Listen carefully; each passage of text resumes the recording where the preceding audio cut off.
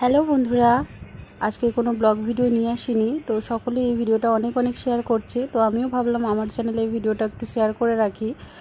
কারণ কি আমার অনেক নতুন বন্ধুরা যারা এখনও এই নিউজটা পাওনি তাদের জন্য আর কি ভিডিওটা আমি দিচ্ছি।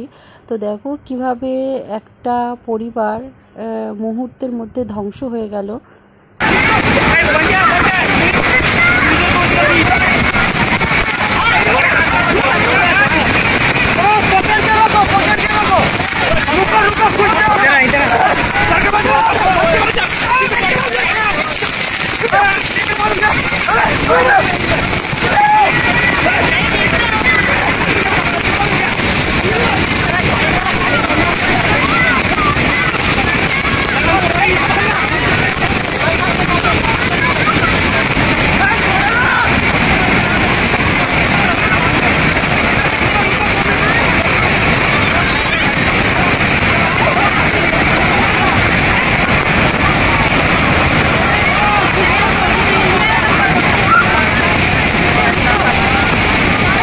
ভিডিওটা দেখে কয়েকদিন যাবৎ মানে ঠিকভাবে ঘুমোতেই পারছি না, সারাক্ষণ যেন চোখে ছবির মতন ভাসছে। এরকম একটা পরিস্থিতি। সকলে ঘুরতে যায়, মজা করতে যায়, পাহাড়ে সমুদ্রে যেখানেই বলো না কেন কত আনন্দ করতে যায়, আর সেই আনন্দ করতে গিয়ে আজ এই বিপত্তি। দেখো সকলে শুধু চেয়ে দেখলো, কেউ ভিডিও করলো, কেউ রিলস বানালো, কিন্তু উদ্ধার করার জন্য বা বাঁচানোর জন্য কেউ কিন্তু এগিয়ে এলো না। এটাই মানবিকতা, এখনও পর্যন্ত এই মানবতাই বেঁচে রয়েছে দেখতে পাচ্ছি। তো এরকম পরিস্থিতিতে কে না এগিয়ে যায় বলো। কিন্তু এখানে এতগুলো মানুষ থাকা সত্ত্বেও ছোট ছোট বাচ্চাগুলো কিভাবে অসহায়ের মতন দাঁড়িয়ে রয়েছে। বড়দের কথা আমি ছেড়েই দিলাম, ছোট ছোট বাচ্চাগুলো কিভাবে অসহায়ভাবে তাকিয়ে আছে, তাদের দিকে তাকিয়েও কি একটু মায়া হয়নি? আর চারিদিক থেকে কিভাবে বন্যা পরিস্থিতি দেখো। শুনেছি পাহাড়ে, যেহেতু যাইনি কখনো, যে হঠাৎ করেই নাকি এইভাবে বন্যা আসে, মানে বান যাকে বলে সেটা নাকি হঠাৎ করেই এসে যায়। কিন্তু এরকম পরিস্থিতিতে পড়তে হবে এই পরিবারের, সেটা কখনো হয়তো তারাও ভাবেনি, কেউই ভাবেনি। কিন্তু দেখো সকলে শুধু গাছের শিকড়, দড়ি এই সমস্ত মানে পাড়তে বা ছিঁড়ে নিতে ব্যস্ত। কিন্তু এই যে ছোট ছোট বাচ্চাগুলো দেখো অসহায়ের মতন কিভাবে দাঁড়িয়ে কাঁদছে, চিৎকার করছে, আর তাদেরকে বাঁচানোর জন্য একজনও কেউ এগিয়ে আসলো না। শাড়ি জামা কাপড় বেঁধে দুটো বাচ্চাকে তো অন্তত বাঁচানো যেত বলো।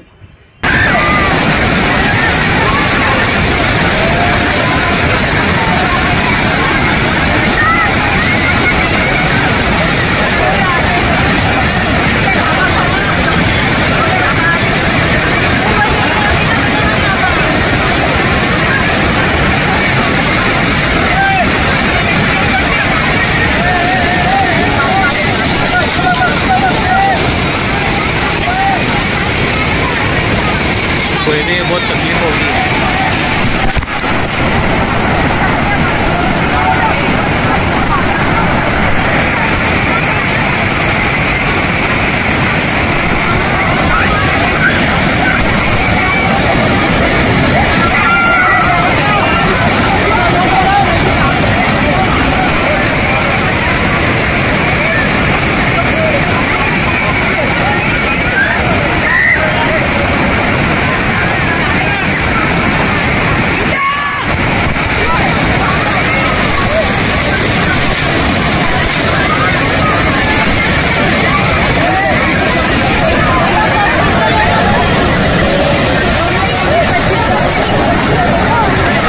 এটাই আমাদের মানবিকতা, কেউ কিন্তু এগিয়ে আসলো না।